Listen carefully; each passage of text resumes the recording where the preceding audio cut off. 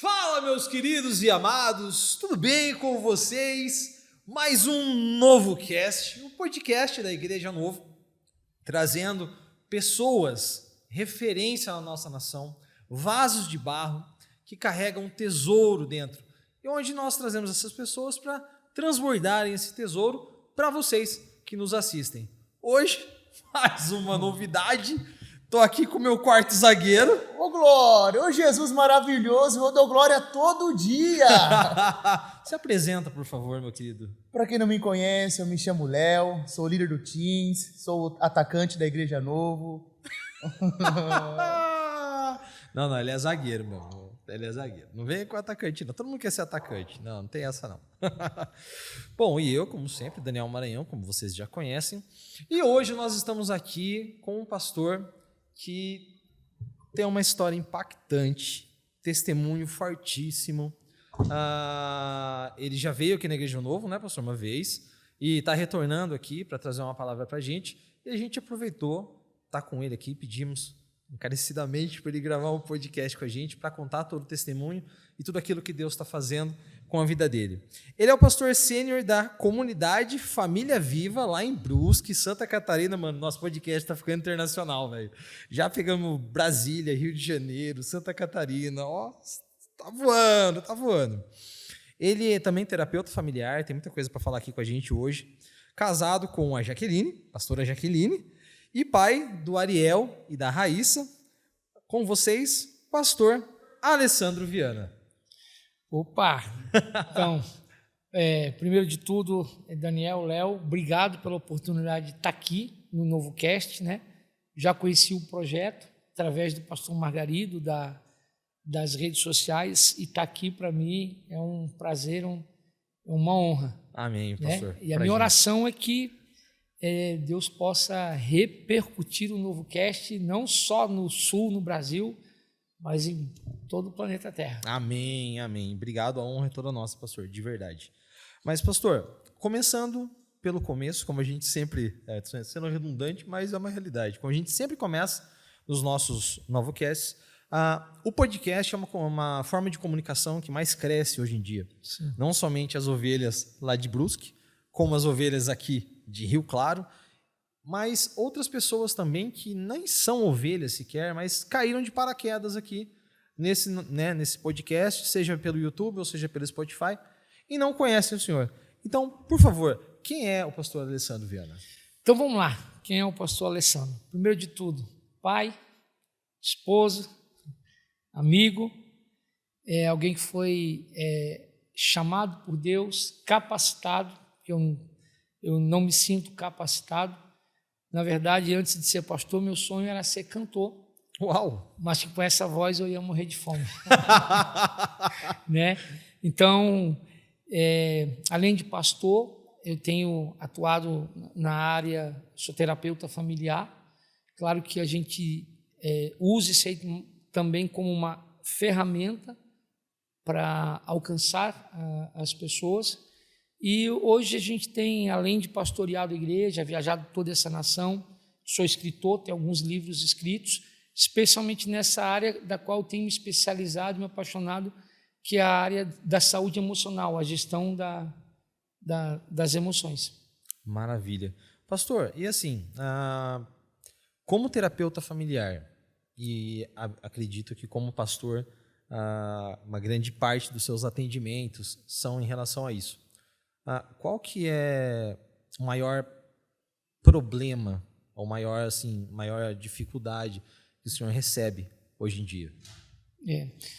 O que eu tenho percebido, a maioria das pessoas que eu tenho atendido, seja no gabinete, seja no aconselhamento, seja nas terapias, que eu tenho percebido que o mal do século e por que as famílias estão cada vez mais problemáticas, adoecendo, é porque o ser humano quer ter razão. Quando, na verdade, a nossa busca deveria ser para ser feliz e não para ter razão. Qual que é o problema? O que eu percebo? 90% dos problemas que chegam no gabinete ou no consultório de um terapeuta são muito fáceis de resolver. É muito fácil. o grande problema é que as pessoas elas não estão ouvindo para entender, elas estão ouvindo para responder. A gente já ouve pensando na resposta que vai dar, a gente não ouve para entender. E se não há compreensão, não há solução.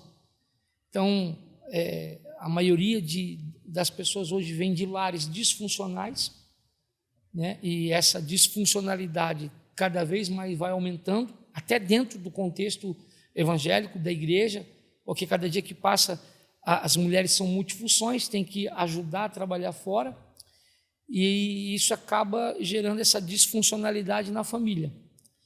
E aí a gente vai... filhos que vêm de lares disfuncionais vão ter casamentos disfuncionais. E aí, onde é uma crise, parece que é um ciclo que nunca acaba, que nunca tem fim. A repetição de padrão, né? Exatamente. Uma coisa... É um ciclo meio que interminável. Se você não decidir quebrar, você vai repetir os erros do casamento dos pais no seu casamento. Entendi. Bom, já começamos já acelerado já, né? E como quebrar isso, pastor? Como, assim... Vamos dar um exemplo. Por exemplo, eu vim de uma... Não é o meu caso, mas eu vim de uma família onde o meu pai e a minha mãe brigam constantemente, onde não há respeito, não há amor. Como quebrar essa barreira no meu relacionamento, se eu fosse me casar, por exemplo? Essa pergunta é muito importante. Assim, se você perceber na própria Bíblia, vai falar sobre esses ciclos. Jesus ele disse assim, que a árvore boa produz fruto bom, a árvore má produz fruto mau. Isso é uma verdade. Mas se tu analisar, não existe uma árvore má, existe uma árvore que ficou doente, que ficou mal, que vai produzir frutos maus por causa da raiz dela. O que adoece a árvore sempre é a raiz. Quando Jesus falou isso, ele está falando sobre as nossas raízes emocionais. Tudo que o ser humano que nós nos tornamos hoje é fruto das nossas raízes emocionais, das memórias que a gente traz da adolescência, especialmente na infância, quando a gente está descobrindo o significado da vida. Na própria Bíblia, esse comportamento, essa raiz, ela fica muito clara. Exemplo, Abraão mentiu. Você vai ver que Isaac também mente, Jacó também mente. Todo comportamento na Bíblia você vai ver que ele vai se reproduzir. Então, primeiro de tudo, né, para quebrar isso, reconhecer. E é difícil. Né? Mudar, a gente precisa ter coragem. Por quê? Porque a gente precisa primeiro reconhecer que a gente está doente, que as nossas raízes emocionais estão doentes. Porque qual que é o grande problema? Exemplo. A Bíblia fala que Jacó amava mais José do que os outros irmãos. A gente ama a história de José. A história de José é romantizada, inspira, né? é romantizado por nós evangélicos, olhando pelo ponto de vista de José, o sonhador. Mas vamos olhar pelo ponto de vista dos irmãos de José, porque os caras não nasceram ruim, perverso. A gente só conta a história de que eles perseguiram José por causa do sonho. Sim. Mas nós temos que olhar pelo ponto de vista que eles sofreram a rejeição. Eles vêm de um lar onde o pai deixa claro que ele ama mais um filho do que o outro. Então, nesse contexto, eu não estou justificando o erro dos irmãos de José. Sim. Mas então, eles sofrem com o quê? Espírito da rejeição. Só que esse pai, ele não tem medo de demonstrar que amava mais um filho do que os outros, porque ele também veio de um lar assim. Porque a Bíblia diz que o pai de Jacó gostava mais de Esaú do que Jacó. Então o filho está reproduzindo, o pai está reproduzindo na vida dos filhos algo que ele viveu. É como quem diz, meu pai sempre fez questão de dizer que gostava mais do meu irmão, Esaú, e menos de mim, eu não morri. Vocês também não vão morrer. Então, primeiro de tudo, você tem que decidir, eu vou quebrar um ciclo. Eu vim de um lado disfuncional, a minha raiz emocional é doente, eu sou assim, mas eu não vou morrer assim. E aí você tem que buscar ajuda. né? Ajuda em Deus, ajuda em oração e, principalmente, ter um conselheiro, um mentor, porque a mudança não é da noite para o dia.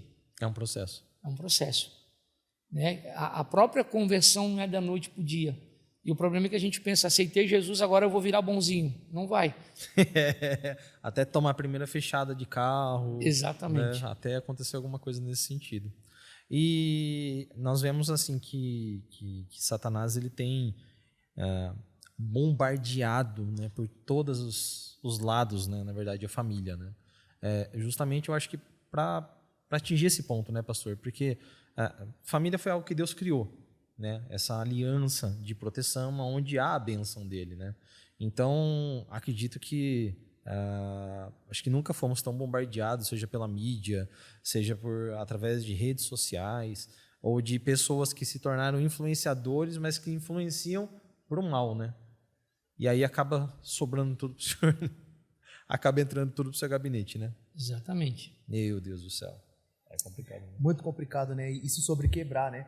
Eu vim de uma família também da mesma situação do Dani, né? Pai e mãe brigando diretamente, ali continuamente, não tem muito amor, não tem muito carinho. Então, fala assim, para mim hoje, quebrar isso foi difícil.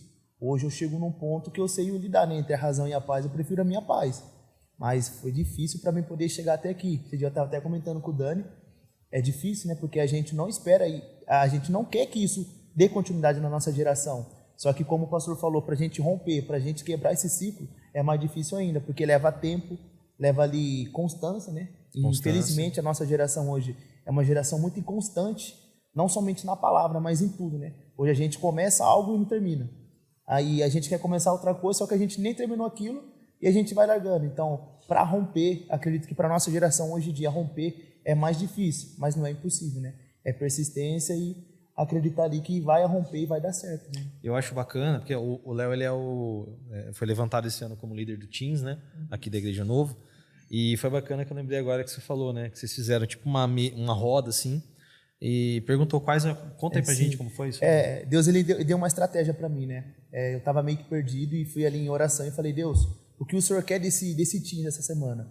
E Deus ele falou para mim, eu sou líder de GC também. Deus falou para mim, ó, faz uma roda igual o GC. E começa ali se apresentando, porque sem você conhecer eles, você não vai conseguir trabalhar com eles, né? Mesma coisa você pegar ali uma chave e não saber o que a chave pode fazer e querer montar uma cadeira, né? Aí Deus ele me deu uma estratégia do quê? Perguntar para eles qual que era a dificuldade que eles estavam passando no momento. De primeiro, muitos falaram que era preguiça.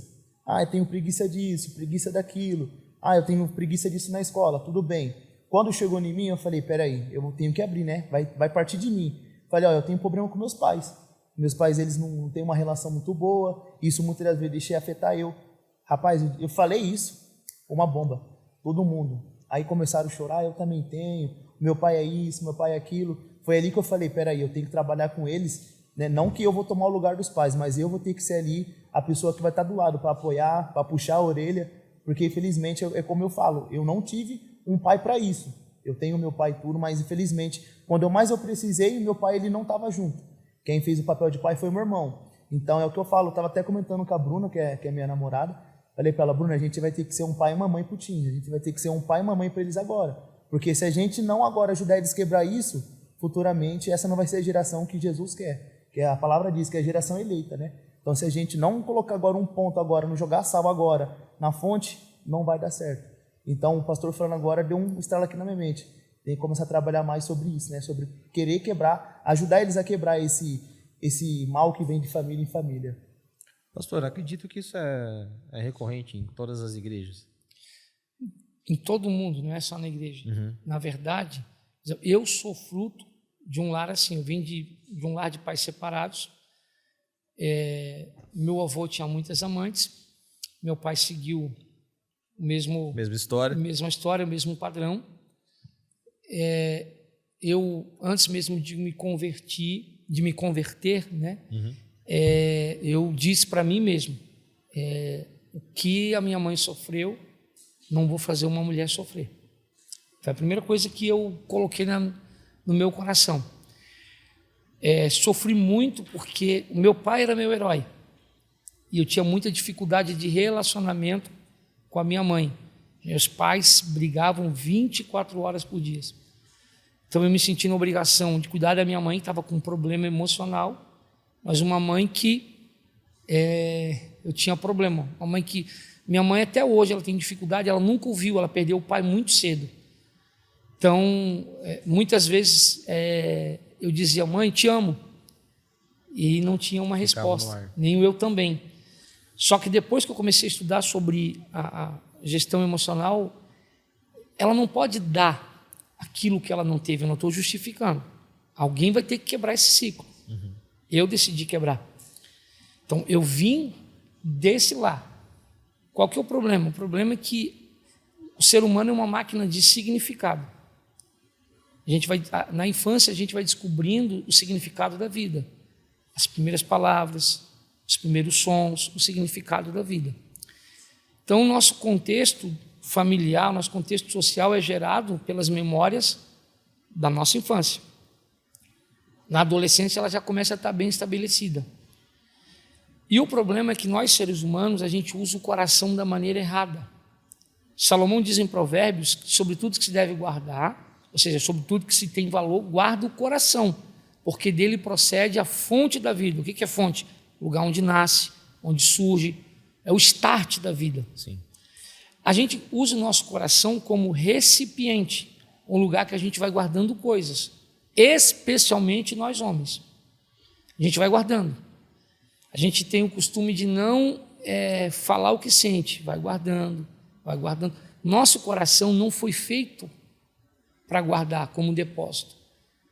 Tudo que a gente guarda, acumula, e uma hora cansa, ou se torna sentimentos. Esse coração aqui, quando a gente lê isso, a gente pensa que o coração que é enganoso é o do próximo. Que Jeremias diz o coração do homem é enganoso, mas não é, é o nosso. Nosso coração enganoso é perverso. A gente guarda pensando, está ali, está escondido. Mas vai chegar uma hora que vai encher e aquilo ali vai se tornar em sentimentos e sentimentos vão se tornar em ações. Então, a primeira coisa para quebrar é blindar o coração, esvaziar o coração. O que nós vamos guardar no coração? O salmista diz, a tua palavra escondi, guardada no meu coração, para eu não pecar contra ti. Não é fácil, mas é uma decisão que tem que ser tomada. Amém, amém, pastor. E, pastor, conta pra gente, o senhor está contando um pouco da tua história, né, desde a infância. Conta pra gente como é que foi o teu chamado, né, a sua conversão. Porque não era de lar evangélico, né? Não era de um berço evangélico. Não. Então, teve um processo aí. Sim. Teve um encontro aí. Conta pra gente como é que foi, por favor. Minha avó foi a primeira evangélica da família, mas a minha avó morava em outra cidade.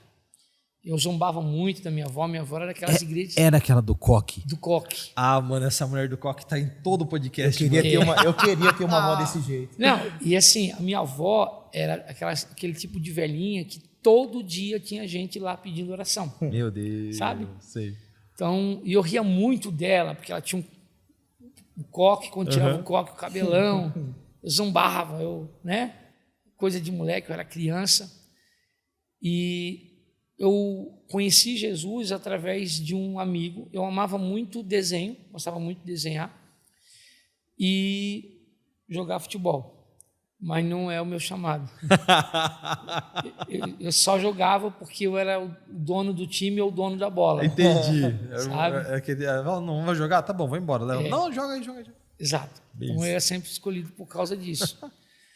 Aí eu conheci um amigo jogando bola, em comum a gente tinha o desenho, e os pais deles eram evangélicos da Igreja Batista. Eu conheci uma célula, que seria hoje o GC, isso, sabe? E conheci esse GC, essa célula, justamente num domingo de manhã, através desse amigo, muita chuva, eu queria jogar bola e da janela da minha casa eu conseguia ver a pracinha. Não a pracinha, mas conseguia ver quando a bola... E aí eu vi a bola, opa, tem doido que nem eu. Fui lá e era o pessoal da Igreja Batista. Aí comecei a frequentar a célula, o GC, e até que um dia, estava na casa desse meu amigo, estava tendo uma outra célula que não tinha nada a ver com a célula que eu estava frequentando, e nós estávamos no quarto desenhando, era uma célula de adultos, só que aquilo que estava sendo ministrado lá na sala alcançou eu no quarto ali, e quando eu dei por mim, eu estava no meio da sala de joelho aceitando Jesus. Uau, que bênção. E daí em diante? Aí em diante foi uma luta ferrenha para tirar do meu coração todos os traumas que eu tinha. E desculpa te interromper, porque aí agora vamos falar assim, tá entrando como a minha história. Como é que foi para você, aceitando Jesus, tendo esse encontro, depois em casa? Porque para mim também foi uma dificuldade muito, muito grande, porque no meu caso, meu pai era de uma outra região e tinha muito enfrentamento, porque para ele era como se eu tivesse traído ele. Então eu lembro que a gente tinha na geladeira, a gente colocou até uma folha de sulfite, aí ele ia com o versículo e colocava, aí eu respondia em outro versículo, ele vinha e colocava, e tipo assim, era uma guerra interminável. Até que depois eu me casei, e, na verdade antes de eu me casar eu pedi perdão para ele por tudo isso, com 18 anos, porque ele tinha me proibido de voltar para a igreja evangélica. Então, como é que foi para você quando você teve esse encontro, aceitou a Cristo, no ambiente familiar? Foi uma guerra, porque embora minha mãe fosse afastada, desviada, desde a infância, quando ela perdeu o pai, minha mãe, desde que se separou dos meus pais, ela começou a viver uma vida promíscua, festa, bebida, e eu, entrando na adolescência, eu vi aquilo. É uma coisa que ela não fazia questão nenhuma de esconder. Aquilo me feria muito, sabe? Me machucava muito. E tem os dois lados, né? Tem o lado do menino, porque sabe aquela coisa de roda de amigo, mãe é sagrado? Sim. Né? Uhum. E é uma verdade. Então isso me machucava muito. Como eu sou muito parecido com meu pai em tudo, especialmente na beleza, olhar para mim, hoje eu entendo isso, na época eu não entendia, nós brigávamos dia e noite, mesmo eu tendo me convertido.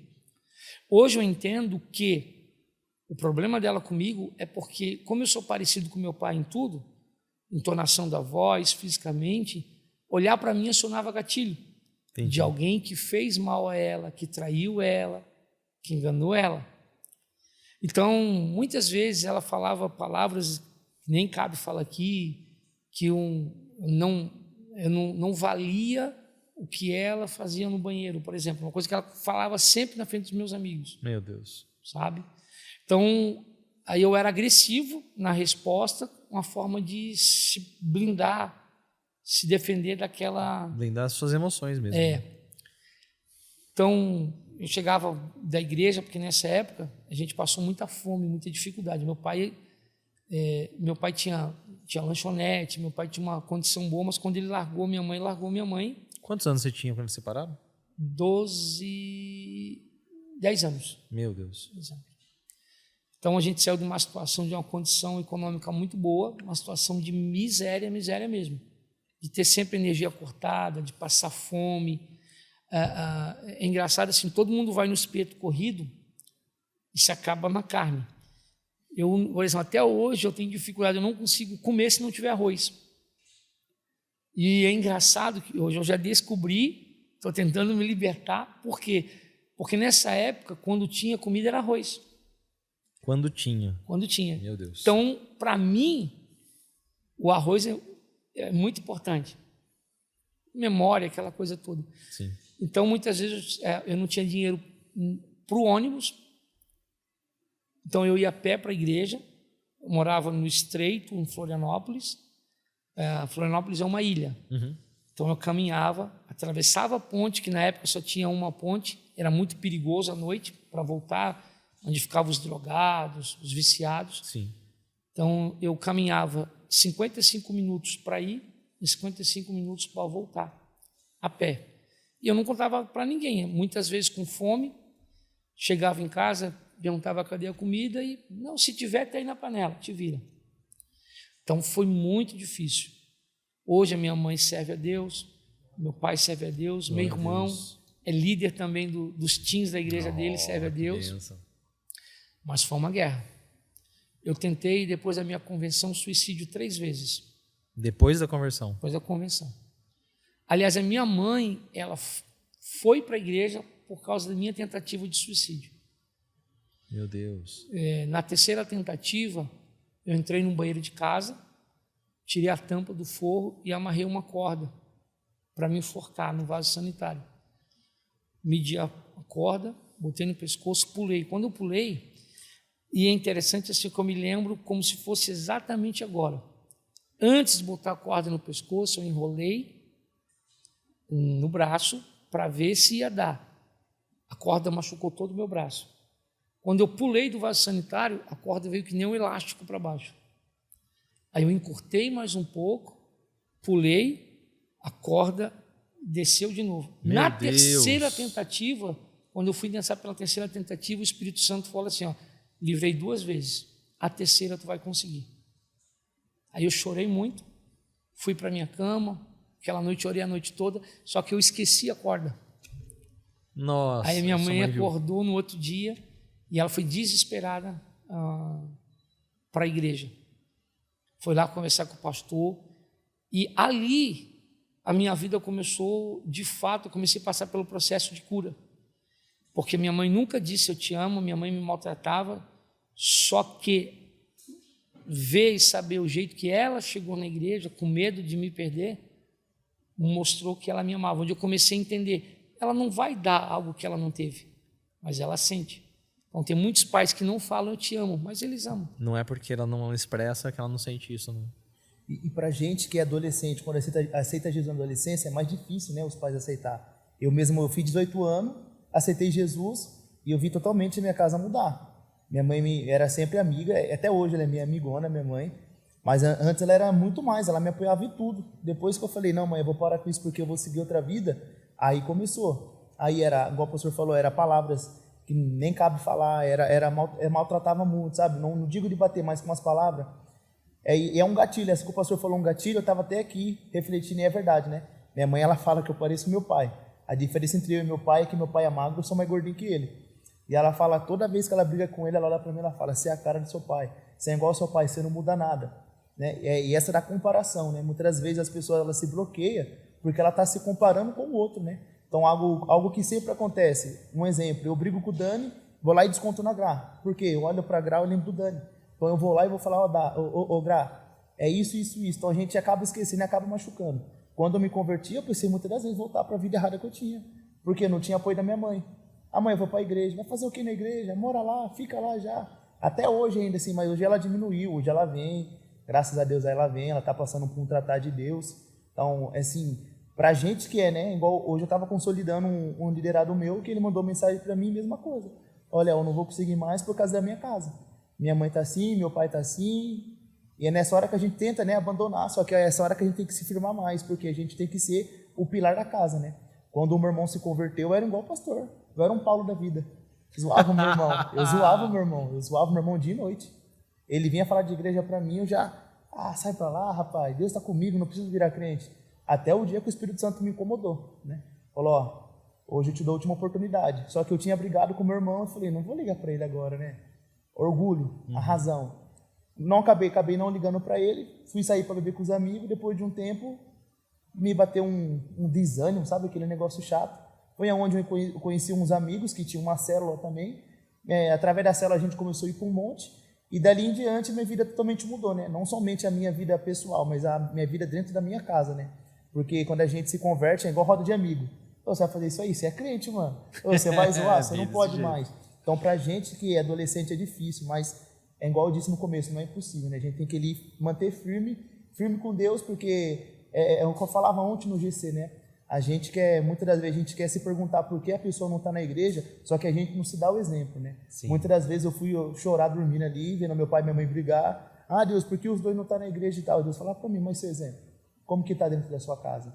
Então, é bem legal estar aqui nesse momento agora, né? Porque, assim, vai vendo o que a gente está passando no dia a dia, o que muitas das vezes a gente está passando. É verdade. Muito legal. E Pastor. a família, a casa é a fonte de conflito, não adianta, né? Não Sim. adianta. Foi na Bíblia e vai ser o resto da vida. É verdade. Principalmente, a gente não vive sem as mulheres, a gente ama as mulheres. Não, com Mas certeza. aonde tem mulher, Tem briga. tem eu e tem minha irmã problema. todo dia. A mulher é emocional. Exemplo, a mulher arruma a casa, chega na sala e a criança bagunçou todos os brinquedos. O que ela vai fazer? Ela vai botar a mão na cabeça, vai desesperar e vai surtar. Não acredito. Que bagunça é essa? Vocês vão me deixar louca. Não, vocês estão me deixar louca. Mas sabe o que é isso aí? A culpa é do pai de vocês. O homem chega em casa e vê o brinquedo bagunçado. O que ele faz? Arruma, senão vai apanhar. Acabou-se. Acabou a crise. Tá vendo? Vou colocar pra minha mãe assistir depois isso aí, ó. Pastor, aproveitando aqui que o Léo falou do GC, na igreja de vocês, tem também o sistema de GC ou não? São os pequenos grupos, Isso, né? exatamente. Lá nós chamamos de Connect. Connect. Conectando as pessoas a Cristo. Uau, que bacana, mano. E como é que é o trabalho de vocês lá? A igreja aderiu bastante isso. Ela tem um cunho mais evangelístico ou ela tem um cunho mais de cuidar das pessoas da igreja mesmo? Como que funciona lá? Então, vamos lá. Ainda ontem eu estava conversando com o Maurício, da manutenção. O Vani. Vani. O Vani. Giovanni. Isso, Giovanni. Eu estava falando para ele sobre como começou a família viva e por que esse nome. Primeiro, eu vim de uma família morta. E eu tive muito problema com paternidade, mãe e pai. E eu identifiquei que muitas pessoas na igreja têm o mesmo problema. Então eu falei assim, Senhor, quando o Senhor quiser que eu pastoreie, eu quero ser mais que uma igreja. Quero ser uma família para pertencer. Tanto é que a maioria das pessoas chama eu de pai, a minha esposa de mãe. E não é uma coisa imposta ou ou pedido. forçado, Não. é algo que é natural. Identifica, porque a gente trata realmente como filhos. Entendi. Então eu dizia para Deus, a gente quer ter uma família viva. E eu dizia, Senhor, eu não sei se existe esse termo, a gente vai ser uma igreja familiar, a gente quer ser uma igreja, que não se pareça com uma igreja. Entendi. Uma coisa meio doida assim, Entendi. sabe? E quando a gente começou a Família Viva, outra coisa que Deus colocou no nosso coração, eu acho que cada igreja foi chamada para um propósito. Por isso a pluralidade de igrejas. Uhum. Senão não haveria necessidade de vários ministérios, várias visões. No nosso caso, eu identifico que Deus botou no nosso coração que a gente deveria ser uma igreja não só relevante, mas intensa, mas uma igreja que os desigrejados gostem de frequentar. Porque hoje, quando se fala de igreja, se pensa no modelo evangélico, para evangélico. Formato, né? Aquela caixa. Então eu falei, não, a gente vai querer ser uma igreja Fora da caixa. para os desigrejados. O cara que se magoou com o pastor, o cara que não acredita em pastor, que não acredita. E a gente tem procurado isso. Exemplo, a gente costuma dizer que a gente tem que fazer o melhor para Deus. Sim. Mas a gente não cobra a perfeição de ninguém. Aliás, todas as vezes que eu estou pregando na igreja que eu pastorei, eu sempre costumo dizer, começar por mim, aqui você não vai encontrar perfeito. E aí, Deus tem dado muito clareza nessa visão. A Família Viva começou assim, debaixo de uma garagem, sem eu conhecer ninguém, nem a dona da garagem. Eu pedi para fazer o culto lá, ela deixou. Nossa! Não conhecia ninguém em Brusque, sabe? Só foi eu e meus filhos. E aí, na primeira reunião deu 14 pessoas, a segunda deu 30. Aí na terceira, quarta reunião na garagem já estava dando 60, 70 pessoas. E no outro mês a gente alugou uma sala. Essa sala ficou pequena, fomos para outra sala. E aí, vamos lá. E como é que foi o seu chamado em relação a pastoreio mesmo? Eu sempre fui autodidata, sabe? Eu não tive Não tive pais assim que tiveram condições ou investiram na minha educação. Parei de estudar muito cedo. Só que eu sempre fui autodidata. Tanto é que durante muito tempo, na área profissional, as pessoas achavam que eu era psicólogo, porque eu falava como psicólogo. E eu rapidamente ocupei posição que era só para psicólogo, chefe de RH, gerente de RH. Uau. E eu não tinha formação nenhuma, nem escolar. Mas eu lia muito, sempre me interessei nessa área. E então, quando eu comecei a frequentar a igreja, primeiro eu queria cantar, né? Como eu disse, mas com essa voz não ia dar. Chegou a fazer audição ou não? Não. Porque na minha audição o Mauro me barrou. Não, na época que eu era adolescente, eu montei, pedi para o pastor e montei um grupo de louvor de adolescentes. Eu era um ministro, né? E aí o projeto começou a crescer, nós tocamos num culto, aí no segundo ensaio veio algumas pessoas. Eu queria participar do grupo de louvor dos adolescentes. Falei, legal, está somando o projeto, o que você faz? Eu ministro louvor. Aí eu fui para o Beck. Aí chegou mais os meninos, as meninas, eu quero entrar, o que você faz? Eu sou Beck. Você entrou com a intenção e Deus foi mandando. Aí eu fui para a bateria. Veio 2 bateristas. O que você faz? Bateria. Aí eu fui parar, na época não era data show, era retroprojetor. Que botava a folhinha de plástico, né? Uhum. Fui cuidar do retroprojetor. Aí daqui a pouco chegou uma menina, eu queria entrar para o grupo de louvor da igreja, dos adolescentes. Falei, deixa eu adivinhar, você trabalha no retroprojetor. Ela falou, sim, como é que você sabe? Eu falei, aí você falou, não, Deus já tinha falado já. Zona de expulsão. Era Deus dizendo, meu filho, tu não nasceu para isso. Você só entrou com a ideia, só isso. Mas o meu chamado foi no retiro de jovens, o Conjubaf, Congresso da Juventude Batista de Florianópolis. O pastor Jota começou a falar sobre a história de John Wesley, onde eu me apaixonei pela biografia de John Wesley, e até hoje sou apaixonado. E aí, no final daquela pregação, eu chorei muito, muito, muito mesmo, sabe? E aí, no final, ele contou a história de Billy Graham. Quando Billy Graham vai numa excursão lá em Londres, visita o memorial, a casa de John Wesley, e no quarto de oração ele dobra o joelho e fala, faz de novo. Naquele dia eu tinha 13 para 14 anos de idade. Eu lembro exatamente agora, eu nunca tinha visto, na época não tinha internet, ou eu não tinha acesso, não me lembro se tinha, mas não tinha acesso, né? E eu me lembro, eu nunca tinha visto a casa, só ouvi a história, apaixonei, e eu fiz uma oração, Senhor, eu sei que eu não sou merecedor, mas se um dia o Senhor quiser fazer um agrado, me levar num lugar, eu quero conhecer esse lugar. E aí eu tive a oportunidade de pregar lá, dobrar o joelho lá. Uau! E foi como se voltasse muitos anos atrás, quando eu estava lá lembrando daquela oração. Porque naquela oração eu entendi qual era o meu chamado. Eu entreguei minha vida, eu disse, Senhor, a partir de hoje eu entrego a minha vida para ser um servo teu, fazer o que o Senhor quiser, eis-me aqui, pastor, missionário. E ali começou a minha chamada pastoral. E aí até montar a igreja? Passaram-se muitos anos. Depois eu virei pastor dos jovens, fui para o seminário. Do seminário me tornei pastor dos jovens. Depois assumi uma igreja que o pastor tinha dado um problema. Fiquei lá 8 meses, mas como eu era solteiro, eu só reestruturei a igreja e saí. Sim. Aí comecei a viajar o Brasil inteiro, outros países pregando. Até o momento que Deus foi falando, agora eu quero que você cuide de um povo, de um rebanho. E mais uma vez passei pela zona da expulsão. Porque eu cheguei para o meu pastor e falei, eu sinto que a hora é o tempo, quero implantar uma igreja. E as cidades que o meu pastor sugeriu, que estava na visão, no radar da igreja, eram cidades de igrejas que eu ia pregar muito. E eu não me sentia confortável.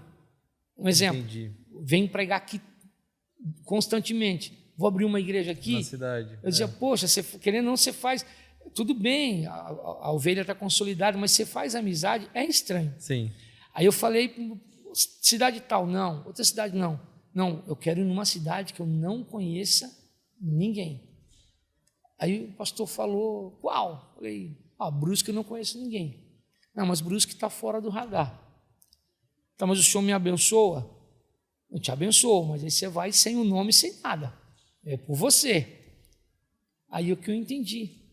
Porque eu liguei pedindo socorro com um outro amigo, pastor. Falei, quero começar um trabalho. Vamos abrir a igreja, sua igreja aqui. E ele falou assim, olha, se quiser abrir a nossa igreja aí, eu te conheço. Vamos abrir. Mas eu vou te dizer uma coisa para ti. É para tu fazer o que Deus colocou no teu coração. Meu Deus. Começar a visão que Deus colocou no teu coração. O que tu precisar, cadeira, som, aluguel, eu te ajudo. Visão de reino. O cara tem, né? Se ele fosse uma visão ministerial, ele ia aproveitar para implantar a igreja dele que não tinha lá. Visão de reino.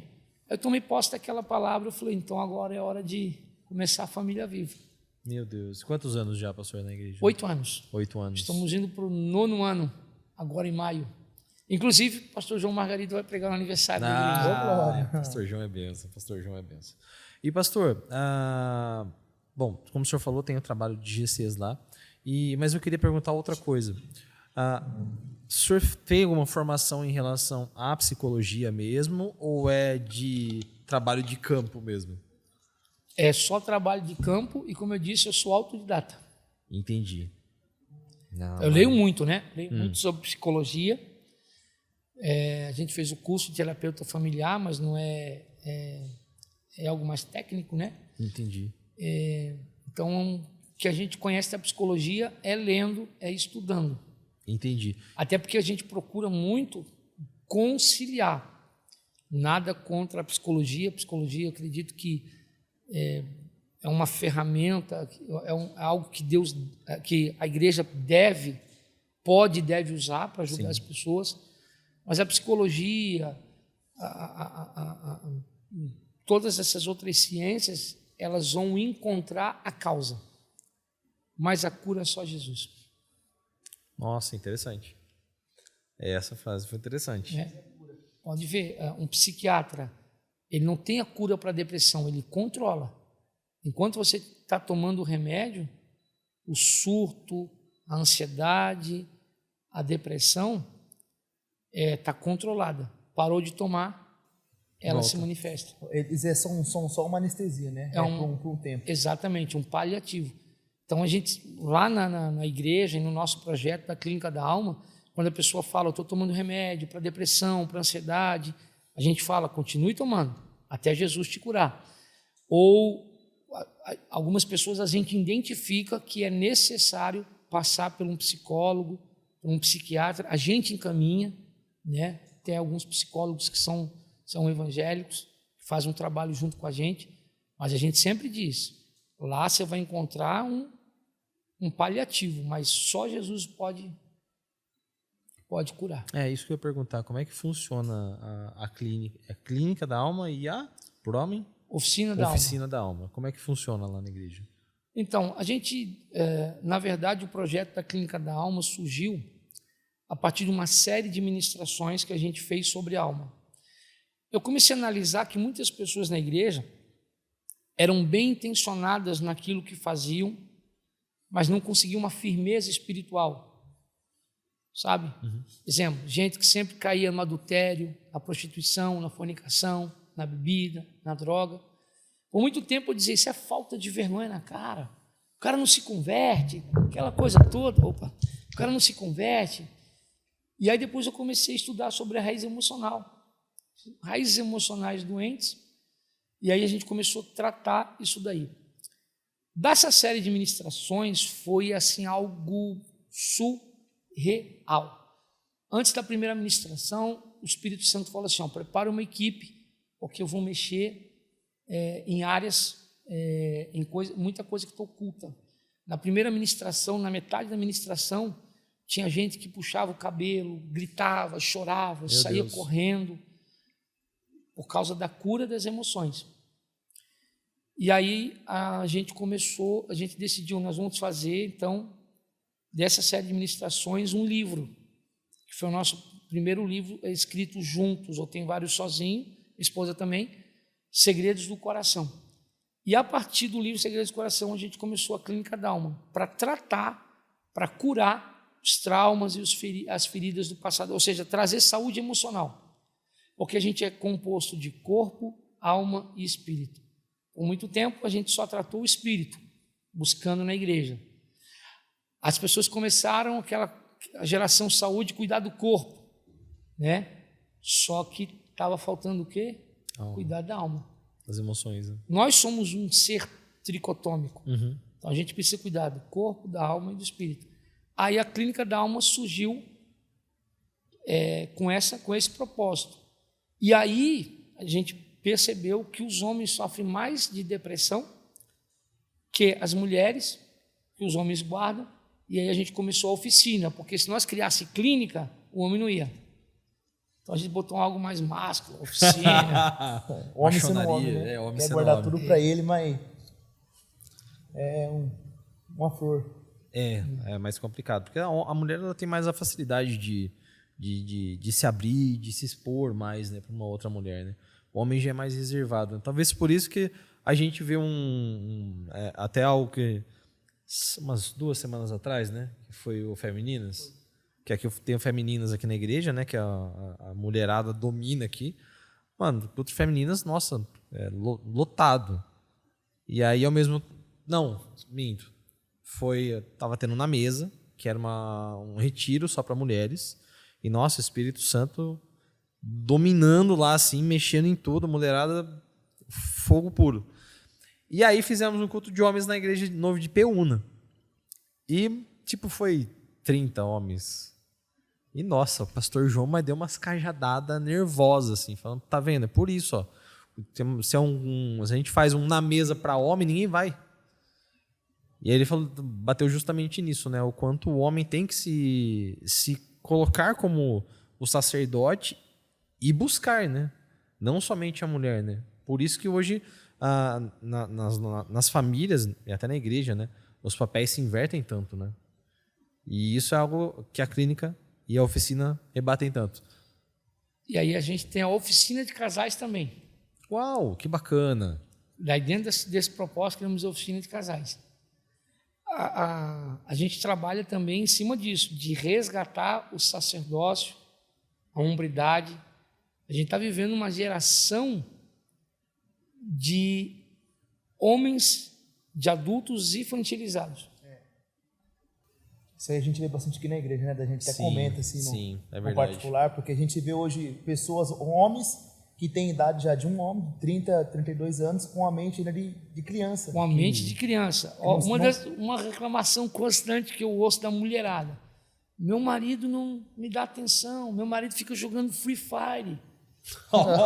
E eu falo para os moleques, cara, casou para quê? A minha geração jogava videogame e queria casar para parar de jogar videogame. Os caras casam para jogar videogame. Em casa quer continuar, né, jogando videogame, né? E, pastor, qual que seria o caminho das pedras, vamos usar essa expressão, para uma igreja que já identificou essa necessidade, né? E que falou assim, vendo agora o nosso podcast ou ouvindo, falou assim, cara, eu preciso fazer isso, eu preciso investir nisso, em resgatar esses valores, né? Tanto do homem, quanto da mulher, quanto do casal. Qual que é o caminho das pedras que o senhor passaria para os pastores que estão nos assistindo ou ouvindo? Primeiro, a igreja precisa despertar para a importância da saúde emocional. Sem saúde emocional, ninguém vai ficar firme, vai alcançar constância espiritual. Vocês podem perceber que um grande grupo dentro da igreja vive desanimado. Ele vive esperando uma experiência que ele vai ter no culto, uma mensagem, aí ele dá aquela respirada, daqui a pouco ele está fraco de novo. Problema emocional. A Organização Mundial de Saúde estima que nós vamos ter um surto nos próximos anos de depressão, de ansiedade, né? As pessoas estão enlouquecendo. A gente não percebe isso porque, primeiro assim, o número de suicídio era e está alarmante. O problema é que não é divulgado, é proibido divulgar os dados, porque a Organização Mundial de Saúde acredita que isso encoraja outras pessoas a se suicidar. Quando você vê, por exemplo, na televisão, um rapaz entrou na escola e com uma machadinha, com uma arma e saiu matando outros alunos, essa pessoa entrou em surto. Não é maldade, malignidade, demônio. Não adianta, um cara desse em surto, não adianta chegar lá e dizer, sai em nome de Jesus. Ele está em surto psicótico. Por quê? Porque ele a vida inteira alimentou só as emoções, acumulou os traumas, e cada um no seu surto vai responder de acordo com o que viveu. Ambiente de violência, adolescente que só fica exposto a jogos violentos, quando ele surtar, ele vai ter um surto violento. Alguém que é religioso, quando ele surtar, ele vai ter um surto psicótico religioso. Vai começar a dizer que Jesus está voltando, que tem um diabo na pessoa. Na semana retrasada a gente lidou com uma situação dessa e a pessoa estava vendo demônio em todo mundo. Está em mim, você está com o demônio, eu vim aqui porque Deus... Sabe? Não adianta se orar, a pessoa está em surto. A igreja que não se preparar para isso vai ficar para trás. Mudou. O diabo muda. Né? O diabo é um ser eterno, mas ele muda as estratégias. Né? Antigamente o diabo tocava onde? Na saúde, no corpo das pessoas. Sim. Aí alguém falou esses dias para mim assim, não se vê mais cura nas igrejas como antigamente. Eu falei, sim, porque antigamente a estratégia do diabo era escravizar as pessoas através da enfermidade, mas não dava certo. Enfermidade física. Não dava certo, porque Jesus ensinou, no meu nome, imponharão as mãos sobre os enfermos, eles serão curados. Né? Teve uma época que as cruzadas de cura e milagre eram uma explosão no Brasil. Por que não tem mais? A estratégia do diabo mudou.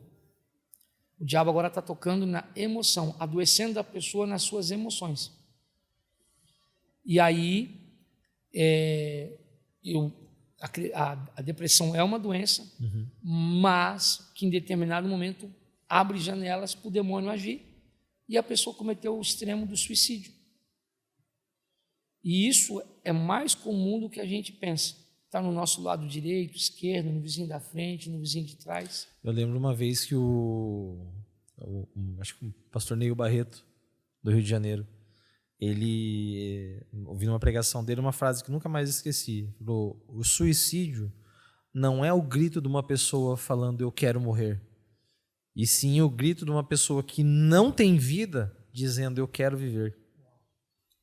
Verdade. É por isso que Oséias falou, o meu povo está sendo destruído porque falta o conhecimento. O que eu percebo estudando sobre isso? Por que nós temos que blindar o coração? O coração, a nossa alma, é o centro das nossas emoções. Nosso cérebro é dividido por 2 hemisférios, cognitivo e emocional.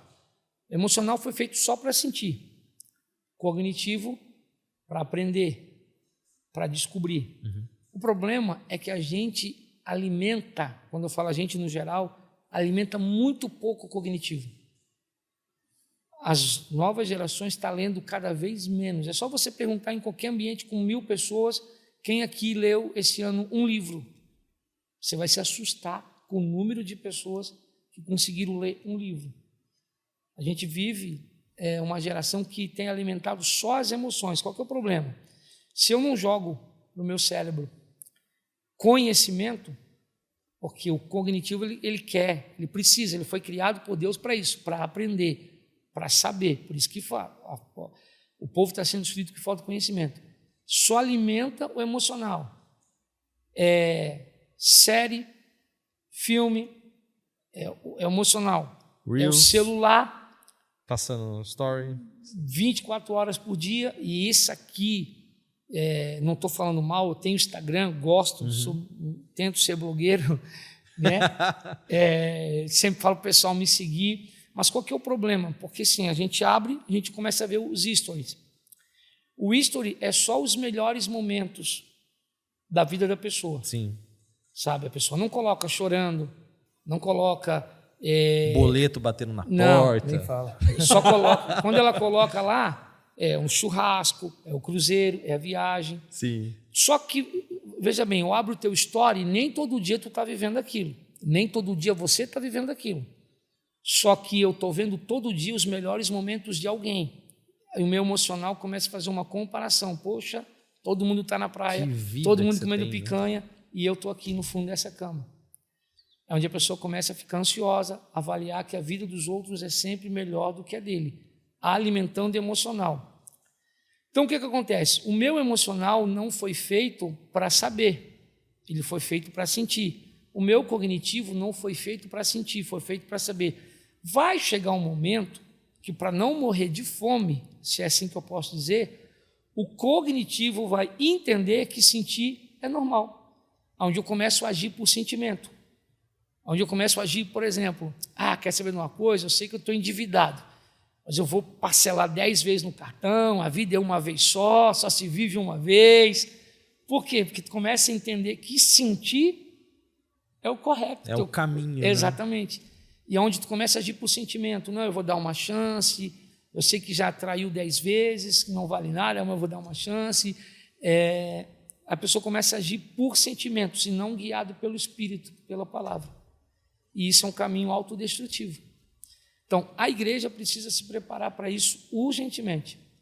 Entendi. E isso através de cursos, como que seria os primeiros passos de uma igreja? Eu acho que, sim, começar pela liderança, começar a estudar sobre isso, se aprofundar sobre isso, treinar pessoas. Hoje, lá na Família Viva, a gente tem treinado pessoas para reproduzir esse cuidado, reproduzir essa visão que Deus tem nos dado. E aí procurar fazer cursos na área, tomar cuidado, porque a gente não pode nem de um extremo para o outro.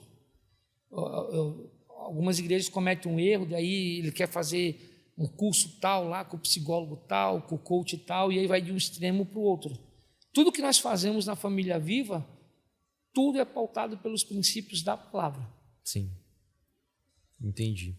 Pastor, quantos anos casado já?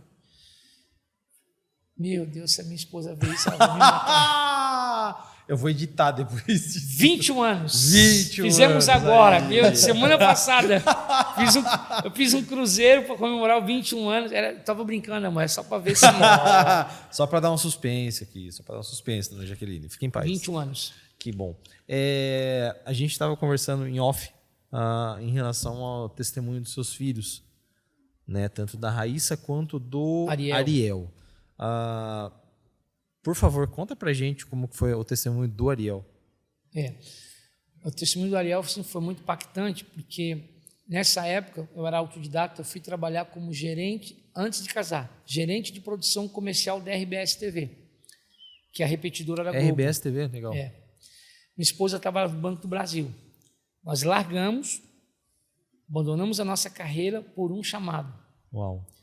Só que aí era muito difícil. Nessa época a gente casou, foi morar numa meágua de madeira muito pequena. Quando a minha esposa descobriu que estava grávida, ela ficou assustada. Ela assim, poxa, a gente mal consegue sobreviver, início de ministério. Como é que vamos fazer com o filho? Eu falei, se Deus nos deu, dará condição. Um dia depois recebemos uma profecia que um menino que ela estava esperando, nós não sabíamos o sexo, era recente, seria uma promessa que Deus ia cumprir e ia usar muito nas nações para pregar, para glorificar o nome do Senhor. O berço do Ariel nós compramos usado, sabe? Para pagar por semana para uma vizinha. E aí a gente estava vindo uma cruzada de milagres, e naquela cruzada Deus estava fazendo coisa muito, muito forte. E a minha esposa começou a passar mal desde a sexta-feira, e na inocência dela, ela era novinha, ela pensou assim, eu não vou atrapalhar o ministério do meu marido, como é que eu vou para o hospital? E ela ficou quieta os 3 dias com dores. Quando nós estávamos voltando na segunda, ela botou a mão na barriga dizendo, eu estou com dor, estou sangrando, corremos para o hospital. E ali, depois de algum tempo, o médico pediu para mim entrar na sala, e quando ele pediu para entrar na sala, eu vi que tinha alguma coisa de errado. Porque quando o pai vai falar com alguém que vai ser pai, ele não chama pelo nome. Ele fala, senta, pai. Tudo bem com você, pai? E ele falou, senta, seu Alessandro. Aí quando eu sentei olhando para ele, ele não falou nada, eu vi quando ele escreveu o aborto, e ele disse, a sua esposa perdeu o bebê.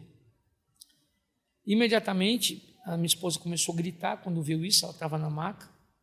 Aí eu peguei na mão dela e eu falei assim, calma, se Deus permitiu é porque não era a hora. E aí ela me arrebentou no meio quando ela disse, mas Deus falou que era uma promessa. E o diabo está enterrando a minha semente. Até ontem eu falei sobre isso lá em Peúna, sobre semente. E aí eu fui guerrear com Deus, falei, Deus, o Senhor falou que era uma promessa, como é que o diabo está matando minha semente?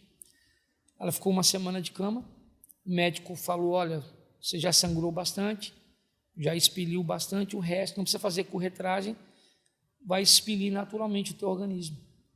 Uma semana de repouso, fui ministrar na mesma igreja do profeta que profetizou o nascimento do meu filho. Enquanto eu pregava, eu nem lembrava mais desse fato, ele foi, botou a mão na barriga da minha esposa e falei, eu não te disse que esse menino era uma promessa? Acaso prometeria eu e não cumpriria? Vou usar ele tremendamente nas minhas mãos, ele vai ser um grande servo meu. Minha esposa não falou nada, com medo da minha reação, fez os exames, numa mão atestado de óbito, na outra mão grávida. Meu Deus! Fez o exame de novo, grávida. Tanto é que o meu filho nasceu fora do tempo, porque o médico não acredita que é o mesmo, ele diz que é impossível, e ele acredita que foi uma nova gravidez, não tinha como, uma semana sem nada, uma semana ela de cama, sangrando, nem tinha condição psicológica para isso. Sim. E hoje meu filho tem 19 anos, Meu Deus! faz parte da liderança dos jovens, ministro de louvor, ministro assim que o pai é suspeito de falar. Não tem a voz do pai. Não tem a voz do pai. Né? Pai é suspeito de falar porque é coruja, mas ele ministra com muita graça, com muita autoridade, tem uma voz linda, compositor, prega demais, bem melhor que o pai, também não é difícil. Não, imagina. Nesse ponto ele puxou a mãe, porque a pregadora lá é a minha esposa. Verdade. Eu falo da palavra só. Meu Deus, que bênção. Então, numa mão, atestado de óbito, no outro, na gravidez. E uma coisa muito interessante, eu entendo que o diabo não tem poder de prever o futuro. Sim. Mas o diabo, sabendo que Deus é bom, o diabo sabe, até de acordo com as promessas e palavras que são liberadas, ele acaba descobrindo dos propósitos que Deus tem na nossa vida. Antes do Ariel completar 30 dias de nascido, nós sofremos 3 acidentes de carro. Com ele? Com ele. Meu No primeiro Deus. acidente, ele tinha 20 dias de nascido, eu já estava com o carro batido, e um irmão foi buscar nós no hotel. Quando nós estávamos na BR, ele se perdeu numa curva e o carro rodou 3 vezes, e ele rolou barranco abaixo, e o carro capotou. Meu Deus! A minha esposa estava com o Ariel no colo, sem cinto. Quando o carro parou, né? eu fiquei em choque e eu não consegui olhar para trás, porque eu disse, pronto, meu filho está morto, minha mulher está morta. E quando eu olhei para trás, minha mulher estava com o cabelo tudo assim para cima, parada com o Ariel, e o Ariel sem dar um choro. O único que se machucou fui eu, que tive uma escoriação na mão. Mas a minha esposa e meu filho ficaram intactos. Meu Senhor. Deus é maravilhoso, hein? Pastor, e como foi esse processo, né? Porque a gente ouve muita, né? Deus libera ali muita promessa pra gente, só que muitas vezes a gente não tem paciência de suportar o processo, né? A gente quer que seja na hora. Como que foi ali o senhor lidar com o óbito do seu filho e ao mesmo tempo um testado de gravidez ali positivo? Como que foi lidar com isso, pastor? Eu tenho, desde que eu aceitei Jesus, eu sempre tive uma coisa comigo. Eu me preocupo até Deus falar. Quando Deus falou, acabou-se. Porque quando Deus fala, ele não opina, ele não sugere. Ele falou, é decreto. Então, quando eu recebi a notícia da perca, eu quis entrar em conflito. Mas quando o Senhor falou, acaso prometeria eu e não cumpriria? Quando veio, eu falei, quando Deus fala...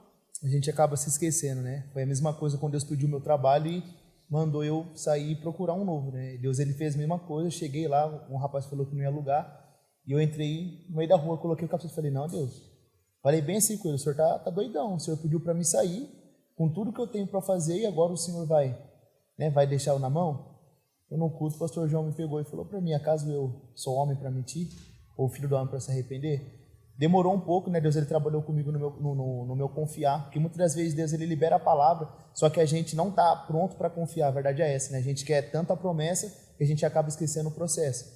Eu costumo falar que para Jesus, melhor é o caminho do que a chegada, porque ele fala, eu sou o caminho, a verdade e a vida.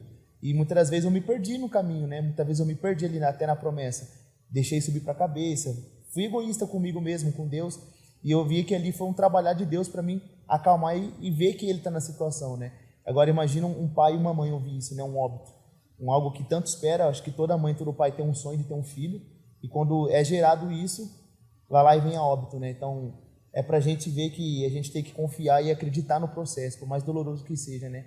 Ontem a gente falava no GC, falando do GC, a gente falava do ladrão na cruz, né? Que mesmo sem Jesus fazer nenhum milagre, ele foi salvo ali. Então ele teve que crer naquele momento.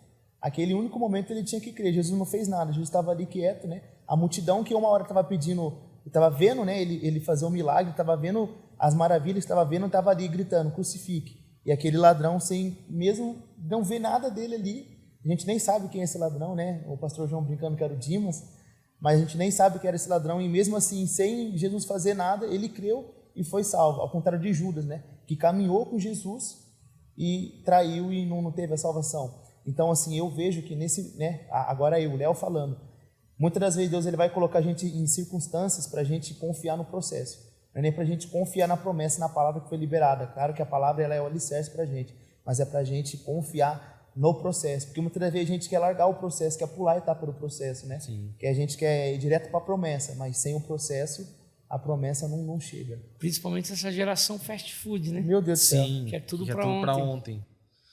E eu acho bacana porque, assim, a própria Bíblia, ela nos deixa bem explícito que no processo você vai ter problemas. Tanto que, assim, os maiores heróis da fé, né? Que nem o senhor citou, né? Abraão. Cara, você acha que se fosse para ser uma visão perfeita do processo, a Bíblia ia registrar que Abraão mentiu no Egito? Né? Então, assim, é para mostrar para a gente realmente que, cara, você vai errar, você falha, você é humano. Os heróis da fé erraram. Toda a Bíblia, ela é inerrante, né? De ponta a ponta, mas ela mostra que é natural. Não que isso seja uma muleta para a gente errar, mas que nós não somos perfeitos, e acho que, de certa forma, Deus nem espera que sejamos. Porque é o poder dele que se aperfeiçoa na nossa fraqueza. Né, pastor? Então, é bem assim, eu acho isso bacana, que a leitura na qual nós nos inspiramos todos os dias, né? Quando Deus fala para Josué, medita nessa palavra de dia e de noite, em Josué 1, justamente assim, até nisso, você tem o que aprender. Cara, eles erraram, você pode errar, mas a palavra de Deus, no final, a promessa que tinha sobre a vida de Abraão, por exemplo, se cumpriu. Né? Exatamente. Na verdade, o problema, eu acho, é que a gente se relaciona com a Bíblia de uma maneira muito egoísta. Né? Exemplo, o Senhor é meu pastor e nada me faltará. Qual é a parte que te chama a atenção no texto? A parte do Senhor é meu pastor ou nada me faltará? Nada me faltará. Então a gente só toma posse da promessa, mas ninguém na Bíblia tomou posse da promessa sem passar pelo processo. Abraão passou, José passou, Davi passou. Por que com a gente vai ser diferente? E pastor, um conselho que o senhor pode dar para essa geração que está vindo, né? Geração de pastores, de missionários, um conselho que o senhor pode dar para nós, que que está começando hoje, para a gente não, no futuro não falar errar, mas para no futuro a gente não se decepcionar. Qual que é o conselho que o senhor pode dar para nós? Olha, eu até creio que, permitindo Deus, eu vou ministrar sobre isso hoje. No caso, quem assistir não vai ser mais hoje. Foi quinta-feira passada. Mas preservar o altar. E quem derrubou ele, quebrar. Restaurar, reconstruir o altar. O segredo está no altar. E a gente tem que entender que o altar ele não começa lá de cima já, né? Ele tem que começar de baixo. Muitas das vezes eu já sentei com pessoas em mesas que falavam, não, eu já quero começar assim, sem antes fazer o alicerce, né? Porque quem começa lá em cima acaba caindo. Exato. Né? O profeta, quando ele desafiou os profetas de Baal, né? Quando Elias fala assim, vamos fazer o seguinte, Israel está cocheando entre dois pensamentos. Por quê? Porque Acabe permitiu que Jezabel derrubasse os altares. Sem altar, sem presença. Sem presença, apostasia. Aí o profeta, diante da apostasia, faz um desafio para os profetas de Baal para Israel. Vamos fazer o seguinte, para decidir quem é Deus. Vocês vão servir, oferecer o sacrifício de vocês. Se Baal responder com fogo, esse será o Deus de Israel e vós o servireis. Mas se o Deus de Israel responder com fogo, esse será o vosso Deus e vós o servireis. Essa parte da Bíblia queima muito no meu coração, porque os profetas de Baal oferecem o sacrifício, não acontece nada, o profeta zomba, grita mais alto.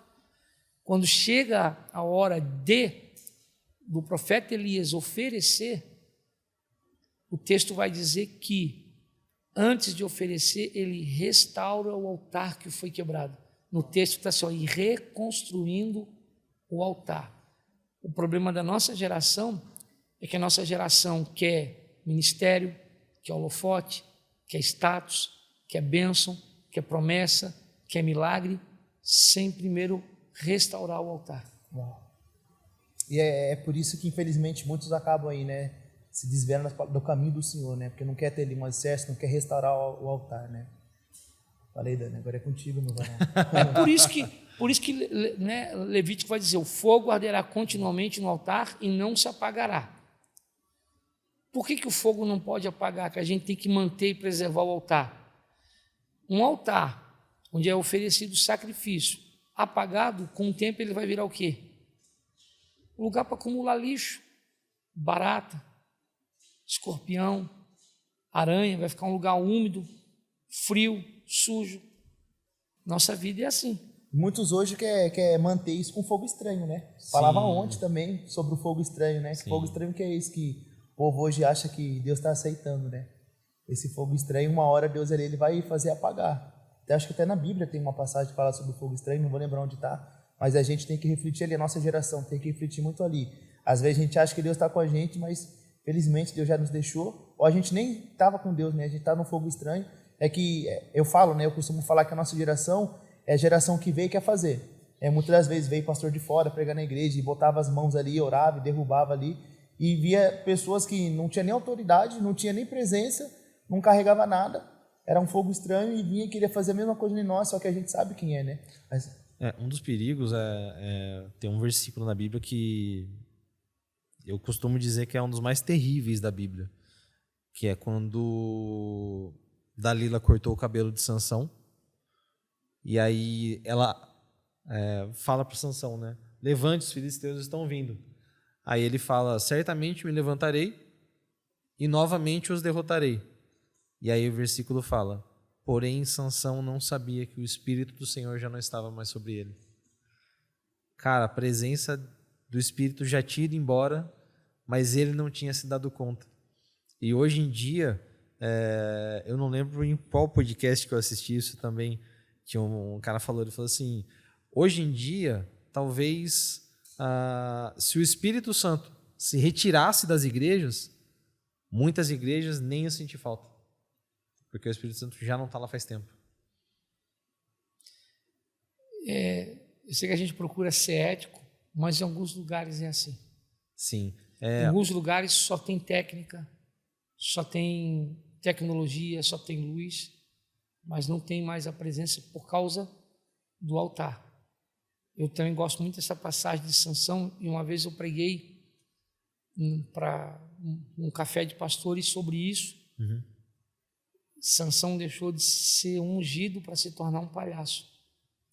Que ele vai terminar a história dele Cego. né, cego, e com o rei dos filisteus dizendo: traga Sansão para que nos divirta. Verdade mesmo. Verdade mesmo.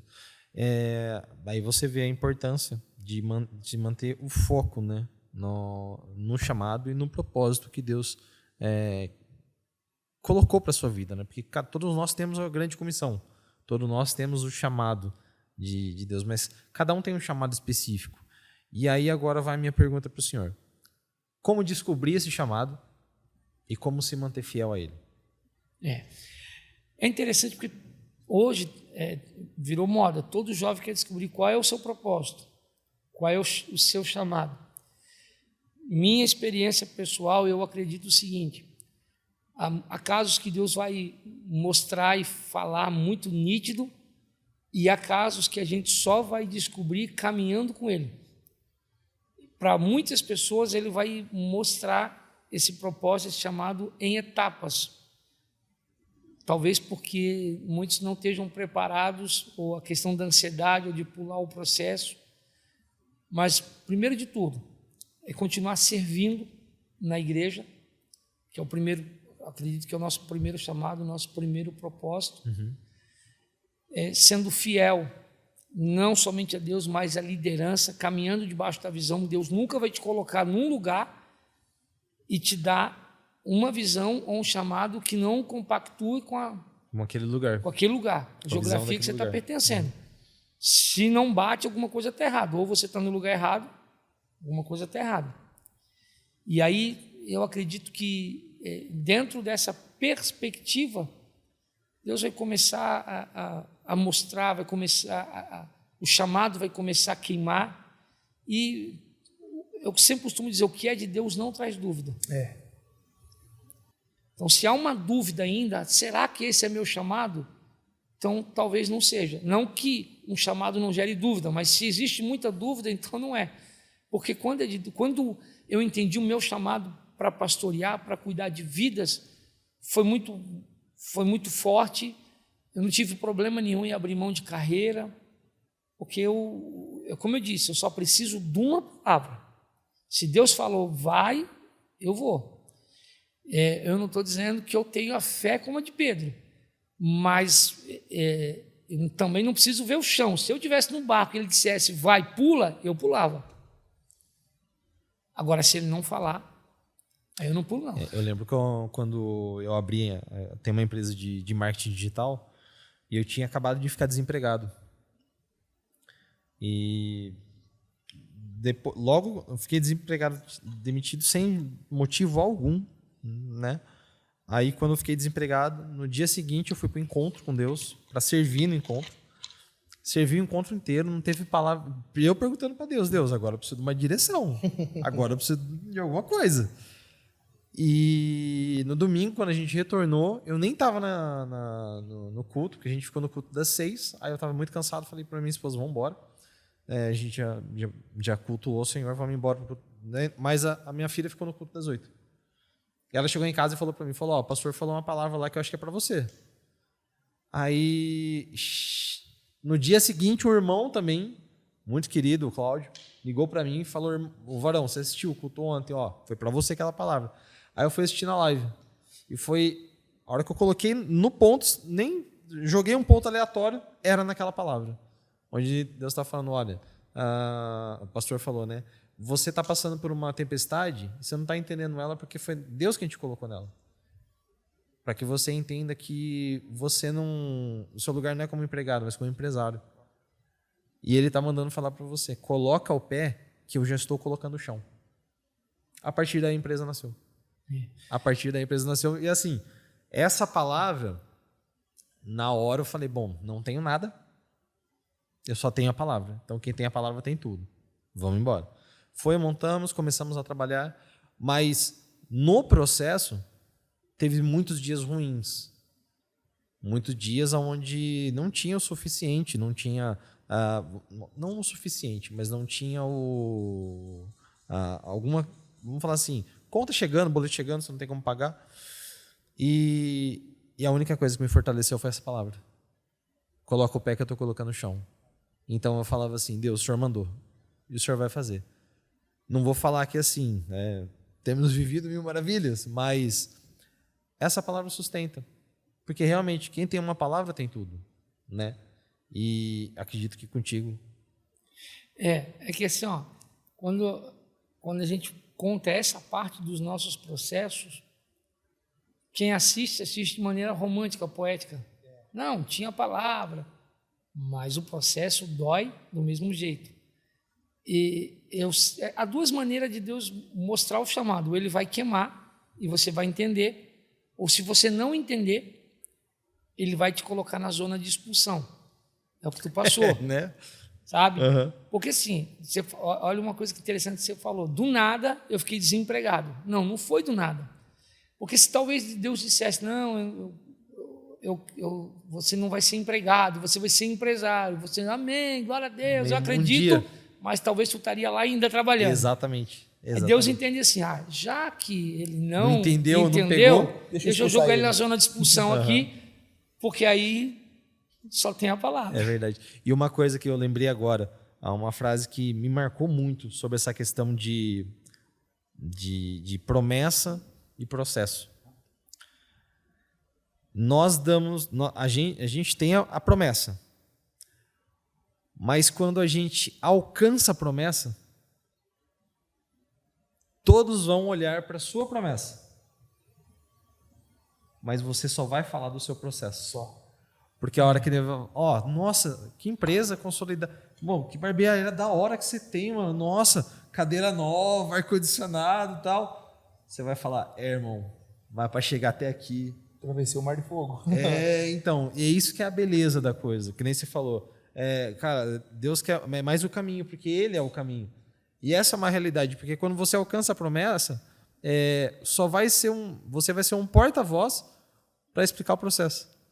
E para mostrar, replicar para as outras pessoas que, cara, se mantém no processo.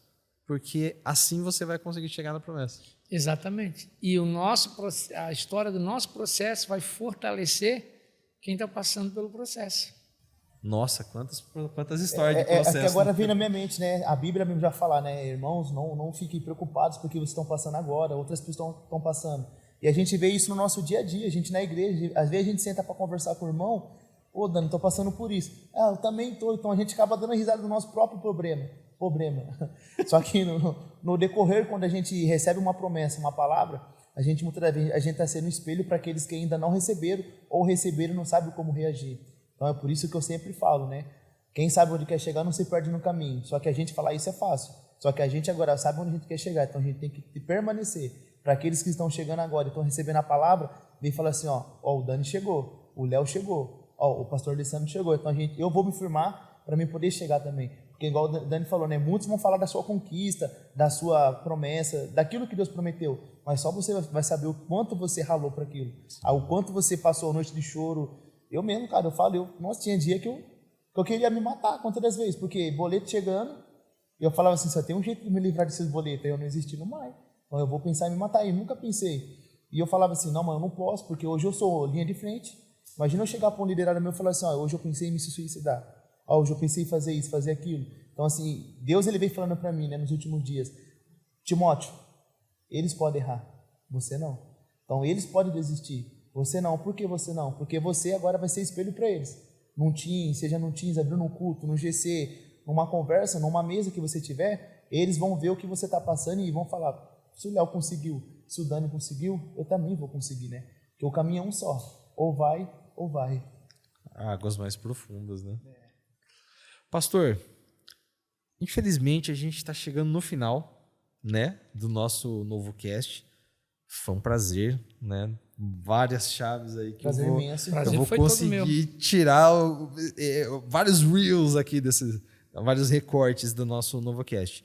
Mas para finalizar, pastor, eu queria que o senhor deixasse uma mensagem, né? Aquilo que está queimando no teu coração para as pessoas que estão nos assistindo, seja para as famílias que estão passando por dificuldades, para pessoas que estão com problemas emocionais e ouvindo esse novo cast agora, se ligaram que realmente precisam se fortalecer no Senhor, né? E curar as suas emoções.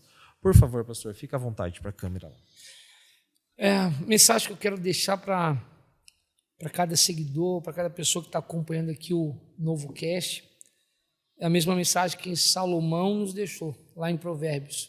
Salomão diz: sobre tudo que se deve guardar, guarda teu coração, porque dele procede as fontes da vida. O que é fonte? Como eu já disse aqui, é o start, é o lugar onde nasce, é o lugar onde brota.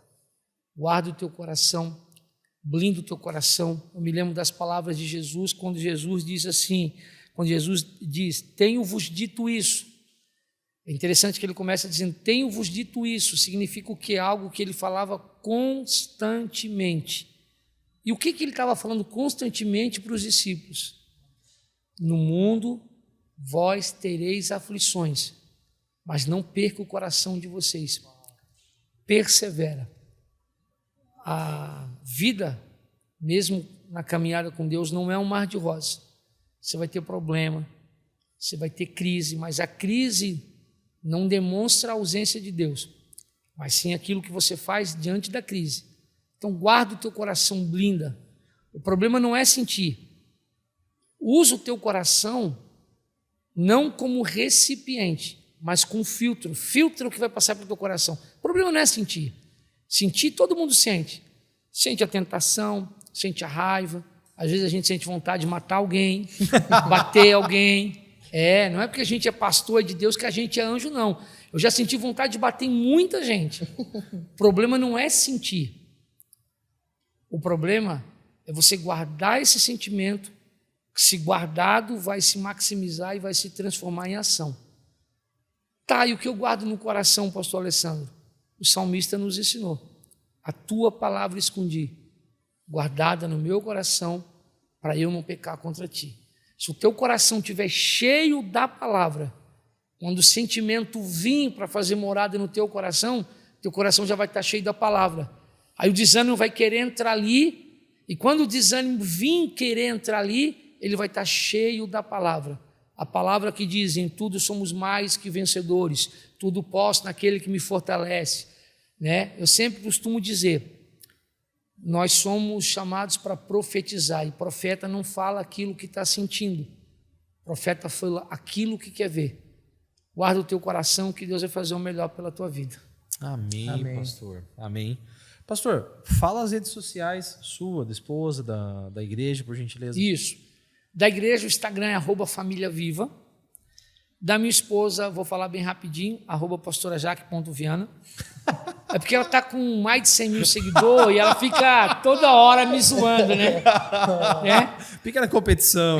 Então, agora eu vou falar minha bem devagar. @Alessandro com 2S.Viana. Vou repetir. @Alessandro com 2S.Viana. Botar lá no pesquisar, @Alessandro 2S.Viana. O primeiro Instagram que vai aparecer é de um moreno lindo, charmoso. Pensa no moreno lindo. Embaixo do Instagram do moreno lindo vai estar o meu. Eu não disse que o lindo era eu. E aí vocês me seguem. Porque se me seguir, vai me ajudar a chegar a 1 milhão de seguidores. Amém. Estou quase chegando lá. Amém. Falta só 960 mil. Galera, então vamos ajudar, né, do jeito que a gente conseguir aí. Pastor, muito obrigado. Uma honra recebê-lo aqui. A honra é minha, eu que agradeço pela oportunidade. E próximas vezes que o senhor estiver aqui, a gente faz mais uns bate-bola aqui também junto. Vai ser um prazer. Tá bom? A gente não precisa chamar o senhor para cantar não, né? Não, Deus o livre. Entendi. Só se for de libertação. Amém, amém. Leozão, satisfação. Obrigado. Chame mais vezes. Tamo junto. Obrigado, irmão. Gente, não perca isso aí que tá demais, viu? Foi liberado muita chave. Pode ter certeza que eu saindo daqui leve. Obrigado, pastor. Obrigado, Dani. Foi de Deus. Obrigado tá aqui, à produção, né? Que tá ali atrás, ali no make-off, ali só absorvendo. E é isso aí, gente. Tamo junto. Foi de Deus você tá aqui, mano. Foi de Deus. E para você que nos acompanhou até agora, um pedido, 2 na verdade. Curtam e compartilhem o link, né, desse episódio do NovoCast. Se inscreva no nosso canal, ajude a gente a divulgar cada vez mais essa palavra. Nos siga também nas redes sociais, no @NovoCastOficial, para ficar por dentro de todos os recortes e de todas as novidades dos episódios que nós vamos postar ao longo aí do caminho. Nosso muito obrigado para todos que nos acompanharam até agora. Fiquem com Deus e até a próxima. Tchau, tchau.